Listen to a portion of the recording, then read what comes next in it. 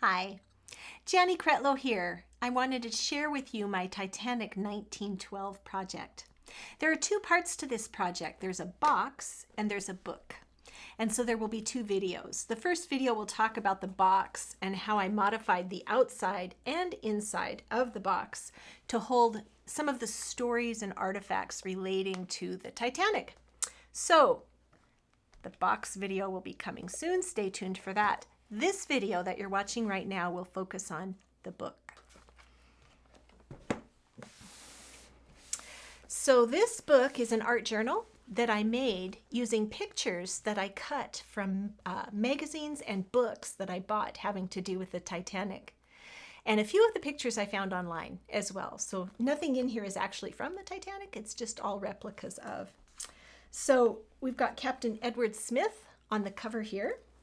And here's a picture of the Titanic and Olympic, her sister ship. They both look pretty much the same. This book has some different flip out panels. Here's some pictures of some rusticles on the Titanic wreckage. And this opens out to show one of the Titanic pictures. And we open it this way. We've got another little flip out here. I actually used 2.5 books to make this by repurposing book covers and using them in different ways. This is a picture of a stopwatch, obviously, but I included it in here because there were a number of stopwatches found in the Titanic wreckage and also on the bodies of victims who died and some of the survivors as well. And so I have several of them represented here in this project. And inside there's a little story here, a little picture of the Titanic newsboy with the headline there. So most of my art journal is right here, and so that's what we're going to focus on next. Flip this around so I can share this with you page by page. And as I'm flipping through here, there's two things that I'm going to share with you. One are some little crafting techniques or products that I use to create different things. Second thing will be information about the Titanic. So you'll probably learn a little bit more about Titanic and as well as a little bit of crafting tips. So this book has two signatures, they're called. Signatures are bundles that are sewn into books. And so there's two bundles of pages in here. And in with the little threads that I use to sew in those signatures, I've included some little doodads. I've used a lot of postage stamps as well throughout this art journal. They are real postage stamps. They're not just pictures of. And a friend of mine collects stamps and gives me what he calls junk stamps, so I'm able to use them in art, and I love that. So let's do a little flip through. You'll notice that I used some stenciling, and there are several patterns that I used repeatedly throughout the book. And I do that to just give continuity to my project, so you'll see these same three patterns repeated, sometimes in white, sometimes in black, and sometimes in rust colors, to kind of tie the pages together and to give them a little bit more of a handmade look, to bridge the gap between different pieces, kind of ties them together. I also, in this book and in the box, have a number of little what I call biography cards. And I made these myself. I wanted to explain briefly how I made them. I researched some of the Titanic passengers online and pulled their pictures offline and resized them so they're all about the same size. This example is Lorraine Allison and her brother Trevor. And so I found a picture of Lorraine and Trevor online, printed it out with a little bit about them, and then I used sewing tissue paper. And what I mean by sewing pattern tissue paper, when you buy sewing patterns, they come with this kind of tissue. And I Mod Podged this on top of these and then adhered the front to the back, so the person with their story. I rounded the corners and added what I call rust.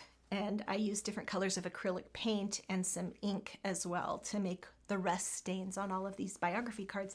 The other little thing that's kind of interesting is that if the person died in the sinking of the Titanic, their biography is written in black.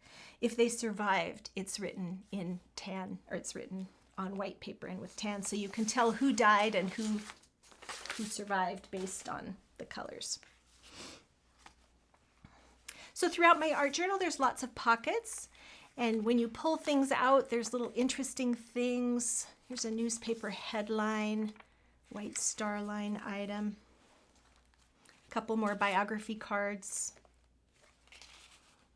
Here's what a Titanic envelope looked like on board the ship. I don't know if they were in your rooms or if you had to buy them, but you could get envelopes that had the Titanic logo on it and stationery. Here's an actual picture of a letter that someone wrote on the Titanic. Here's a little pullout with a picture of a bench. The wood slats have rotted away, but the metal remains. Here's a launch ticket. Picture of the captain on the deck. Here's an example of a page where I tore it on the edges instead of cutting it on the edges. And I often do that. I like the edges of my art journals to have a little variety.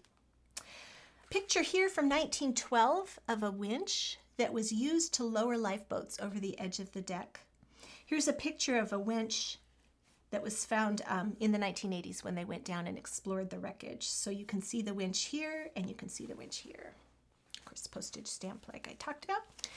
This is a Canadian who was on board the Titanic, and because he was a member of the Royal Canadian Yacht Club in Toronto, he was asked to get onto Lifeboat 6 and row. So he survived, but his wallet went down with the ship. And in 1987, when they were going through some of the wreckage and salvaging some of the objects, they found his wallet, and inside was his calling card. This is an interesting story. It's one of my favorite stories about a little girl, little baby, who was on the Titanic. Her name was Milvina Dean. And Milvina was the youngest passenger on board the Titanic. She was only 2 months old, and she was on the ship with her mother, her father, and her brother.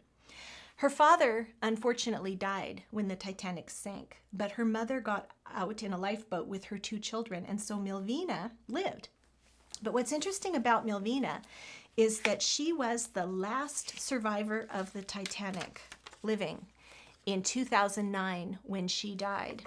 So Milvina, little baby here, died at the age of 97 in 2009. And here she is as an old woman holding a picture of her mother holding her as a baby. And it's this picture right here, her mother holding her as a baby. And so Milvina was the youngest passenger on the Titanic and the longest living survivor and the last survivor. Here are some telegrams that were sent from the Titanic.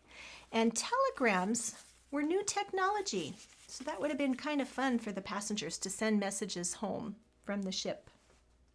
Little flip out here with a picture of the boat here, Titanic. This is a good place too to talk about these little tabs that I have on the pages. I often will use some kind of an indicator to show people where to pull so that they know that this is where you grab. And sometimes I use tabs, sometimes I use circles or other shapes, but I have 2 punches that have come in very handy over the years. And this is what they look like. I purchased them from Stamping Up, and unfortunately they're not available anymore, so I'm glad I bought them when I could. This shape, when I cut it in half, or not cut it, fold it, it leaves this shape tab, and this punch results in this shape tab. So those have been very handy over the years in lots of projects. More pullouts. Here's the ship's wheel in 1912. Here is the metal stand with the wood part rotten away as it was found in the 80s. Here's a little thing on the side of the ship. And there it is there. A couple of little ephemera from the Titanic. Here's the front of the boat, what it looked like in the 80s with all of the rust sickles. If you've seen the Titanic movie, you remember the 2 prime actresses, actor and actress going off the front.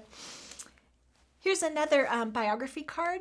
Archibald Gracie wrote a book about the Titanic. Here's Captain Smith on the deck. Behind him are these windows, and this is what the windows looked like in the 1980s when they rediscovered the wreckage. By the way, on many of the little tabs that I have in this book, I use a hole enforcer, and I punch a hole through it, add a little hole enforcer, and then tie a little bit of fabric or ribbon or yarn or thread through it. And these little hole enforcers, I thought you might find it interesting to know how I made those. I have these dies that were given to me by my friend Carol, and she actually gave me more. This is just the ones that I used in this project. And so you run these through a big shot machine and it cuts out these shapes. And so I can cut 6 shapes all at the same time, or I can run multiples through and get many different shapes. So a lot of these shapes came from this, where I used these to cut those out. It's a great way to add another layer of interest. So here we've got a few more little goodies. This is the menu from April 14th, 1912, the day that the Titanic hit the iceberg. This is what they were serving on the ship. Here on this side of the page, we have a passenger list. And the passenger list was many pages long, and I just included 2 of them in here, one back here and one here. The ship's bell was recovered. This is the Goodwin family, and I will talk more about the Goodwin family when we're talking about the Titanic box, so stay tuned for that. Here's what the life vests looked like that the passengers wore, and they only had these life vests for adults, so children didn't get to wear these, but they're made from canvas, and inside of the little pockets here was cork, and that's what they used as a flotation device.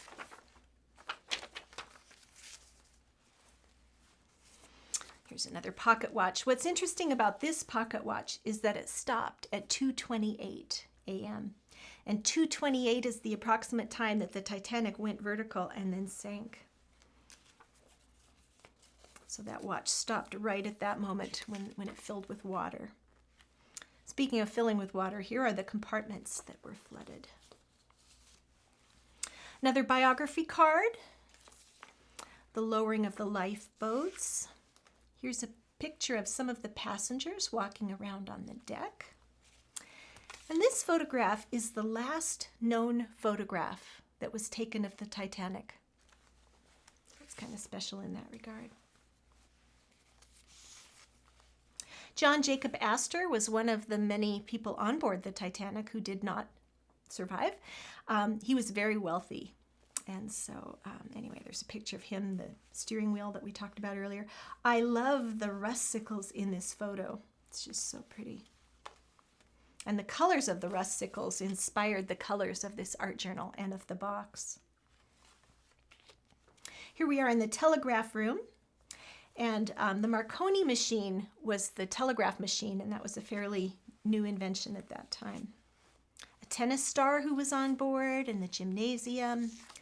Here's a picture that was drawn based on the description and the storytelling of one of the survivors. And he talked about how the boat went up and then it sank and what he saw. And so that was a drawing that illustrated that.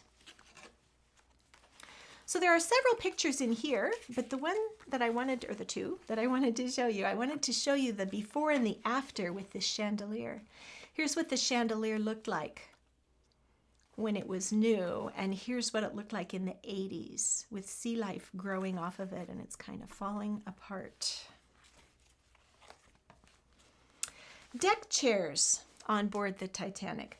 Because there were lots of deck chairs all along the decks, and they're wood, and of course wood floats, a number of these survived the sinking and are available to see in museums today. Here are pictures of several lifeboats and the passengers they contained. And of course, the lifeboats, there were not enough of them and they were not fully loaded, which is why so many people died. This is a picture of the band, and the band continued to play as the Titanic was sinking. And so many people considered them heroic because they helped keep the passengers calm as they were loading lifeboats. Captain again. Some more information about those that survived and those that died. Lots of information. I tore this out of a hymnal. It's the hymn, Nearer My God to Thee, and that was the last song that many people remember the band playing before the ship sank. Here are some pictures from the 80s, again showing that beautiful rust. So here are some pictures of some of the artifacts that were found on the ocean floor. They found a lot of bedpans, a lot of bottles.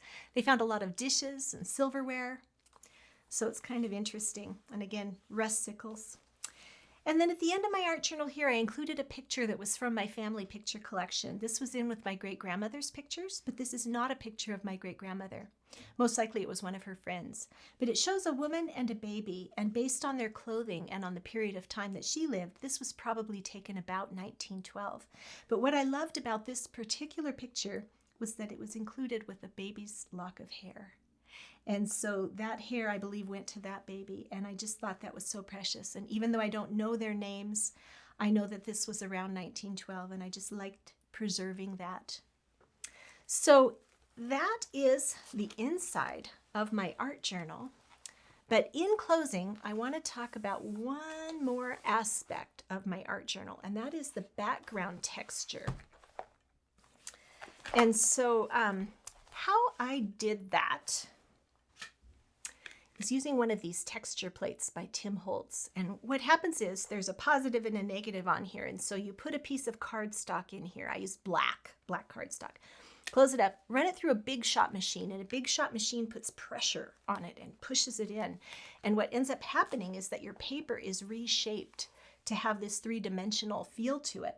And so you can actually feel the little rivets and bumps and the edges of these metal plates.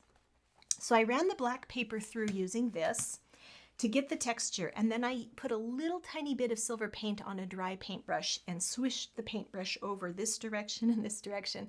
And what happens is the silver paint sticks to the high places and defines the edges of these metal panels.